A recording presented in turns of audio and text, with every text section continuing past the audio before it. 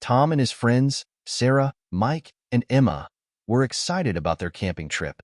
They found a perfect spot by a serene lake, surrounded by tall, whispering trees. As the sun set, they gathered around the campfire, roasting marshmallows and telling stories. "Let's tell ghost stories," Mike suggested with a mischievous grin. Everyone agreed, and the stories began. They laughed and shivered as they tried to outdo each other with tales of ghosts and monsters. When it was Tom's turn, he looked serious. "I've got a real story," he said. "This campsite is said to be haunted by a camper named Jack. He disappeared here years ago, and no one ever found him. They say he roams these woods at night, looking for his lost camp." The friends laughed nervously, trying to shake off the creeping fear. They eventually decided it was time to sleep. They crawled into their tents, the fire's glow slowly fading. In the middle of the night, Sarah woke up to a faint rustling sound. She sat up, her heart pounding. The moonlight cast eerie shadows on the tent walls. She listened carefully, trying to figure out what it was. The rustling grew louder, coming closer.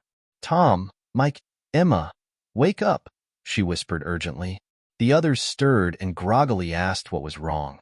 Before Sarah could answer, they heard it too, a soft, shuffling noise right outside their tents. "Maybe it's an animal," Mike suggested, though his voice trembled. They unzipped their tents and peeked outside. The fire had died down, leaving the campsite in near darkness. The only light came from the moon and the stars. Suddenly, Emma gasped and pointed towards the edge of the clearing. There, standing among the trees, was a figure. It was a man, his clothes tattered and face pale. His eyes glowed with a strange light. "Who are you?" Tom called out, his voice shaking. The figure didn't answer. Instead, he raised a hand and beckoned them to follow. Without thinking, they found themselves stepping closer, as if drawn by an invisible force. "Stop!" Sarah cried, snapping out of the trance. "It's Jack. We need to go back." But it was too late. They were already in the woods, the campsite far behind them. The figure led them deeper into the forest until they reached an old, abandoned campsite. The air felt heavy, and the trees seemed to close in around them. "This is where I camped," the figure said in a voice that echoed with sadness. "I lost my way back then, just like you. Help me find my way home." Terrified but sympathetic, the friends gathered around. "How can we help?" Emma asked softly. "Light the fire," Jack said. "The fire will guide me." They quickly gathered wood and used their matches to start a small fire. As the flames grew, Jack's figure began to fade. "Thank you," he whispered, his voice barely audible. "I'm finally free." With those words, Jack vanished, leaving the friends alone in the eerie silence of the forest. They hurried back to their campsite, their hearts still racing. As dawn broke, they packed up and left, the memory of the haunted night fresh in their minds. From that day on, they never spoke of the haunted campsite again. But they knew one thing for sure: the ghost of Jack had finally found his way home. Jenna, Mark, Lucy, and Ben were excited for their weekend camping trip in Whispering Pines Forest. They had heard stories about the beauty of the forest, but also about strange occurrences that happened there. As the sun set, they gathered around the campfire, enjoying their dinner and sharing stories. The night was calm, and the stars twinkled brightly above them. Jenna decided to go for a short walk before bed. "I'll be right back," she said, grabbing a flashlight. As Jenna wandered through the trees, she felt a chill despite the warm night. She heard a soft whisper, like a gentle breeze through the leaves. Straining to listen, she realized it sounded like a voice calling her name.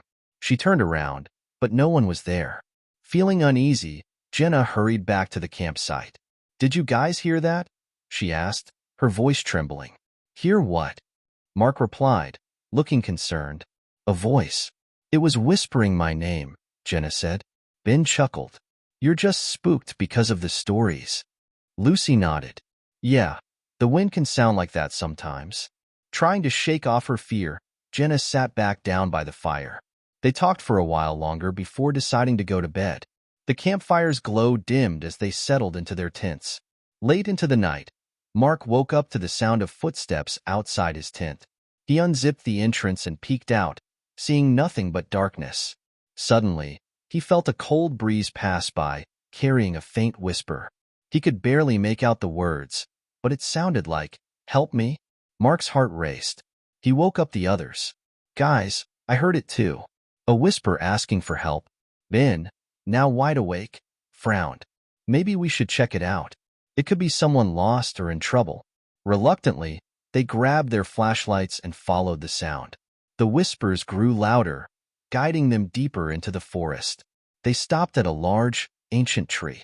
The whispers seemed to come from within it. "This tree is said to be cursed," Lucy said, recalling a local legend. "They say a young woman named Eliza disappeared here 100 years ago. She was looking for her lost brother and was never seen again." Mark shivered. Maybe it's her spirit asking for help. Suddenly, the ground beneath the tree shifted, revealing a hidden entrance. The friends exchanged nervous glances but decided to venture inside. The passage was narrow and dark, their flashlights barely cutting through the gloom. At the end of the passage, they found a small chamber. In the center lay an old, leather-bound diary. Jenna picked it up and started reading aloud. The diary belonged to Eliza, who had documented her search for her brother. Her last entry described how she felt trapped in the forest, unable to find her way out. "Maybe if we take this diary out, it will free her spirit," Ben suggested. As they left the chamber, the whispers grew softer. When they emerged from the tree, the forest felt lighter, as if a weight had been lifted. They returned to their campsite and buried the diary near the campfire, marking the spot with a small stone. The rest of the night was peaceful, and by morning, they felt a sense of calm. The forest no longer seemed eerie, and the whispers had ceased. As they packed up to leave, Jenna looked back at the forest. "I think we helped her find peace." The friends nodded, feeling a strange sense of accomplishment. They knew they would never forget their encounter with the spirit of Whispering Pines Forest and the night they helped a lost soul find her way home. James, Lily, Alex, and Sam decided to spend their summer break camping in the remote Red Creek woods. They heard the place was beautiful and less crowded, perfect for a weekend getaway. They set up their tents near a small, clear stream and enjoyed the tranquility. As night fell, they built a campfire, the flickering flames casting long shadows around their campsite. They laughed and talked, enjoying the warmth and the night sounds of the forest. After a while, Sam suggested they explore a bit. "I heard there's an old campsite not too far from here," Sam said. "It's supposed to be abandoned and creepy." Intrigued and eager for adventure, they grabbed their flashlights and set off. They followed a narrow trail, the woods growing denser and darker around them. After about 20 minutes, they arrived at the old campsite. It looked like it hadn't been used in years. Broken tents and rusted camping gear were scattered around. "Spooky," Lily said, shivering. "Why would anyone leave all this behind?" Alex shrugged. "Maybe they left in a hurry." As they explored, James noticed something strange. In the middle of the old campsite was a fire pit, and inside it, there were fresh ashes, as if someone had recently used it. "Guys, look at this," he called out. The others gathered around, puzzled. "That's weird," Sam said. "Who would come all the way out here?" Just then, they heard a distant voice, faint but clear. It was singing an old, haunting melody. The friends froze, their eyes wide with fear. "Who's there?" Alex shouted, but there was no answer. The singing grew louder, closer. Panic set in, and they ran back to their campsite, their hearts pounding. They huddled around their fire, trying to make sense of what they had experienced. "That was so creepy," Lily said. "Do you think it was a ghost?" "Maybe it was just someone playing a prank," James suggested, though he didn't sound convinced. They decided to stay close to their campsite and try to get some sleep. But in the middle of the night, James woke up to find the campfire blazing high, even though they had let it burn out before going to bed. He woke the others, and they stared in disbelief at the roaring flames. "What's happening?" Sam whispered. Before they could react, a figure emerged from the woods. It was an old man, dressed in tattered clothes, with a wild look in his eyes. "You shouldn't be here," he said, his voice raspy and urgent. "Who are you?" Lily asked, terrified. "The keeper of this forest," he replied. "This land is cursed." Long ago, a group of campers vanished without a trace. Their spirits still wander, searching for peace. What do we do? Alex asked, his voice shaking. Leave an offering, the old man said. Something precious to you. It will appease the spirits. They quickly gathered their belongings, each leaving something valuable by the fire.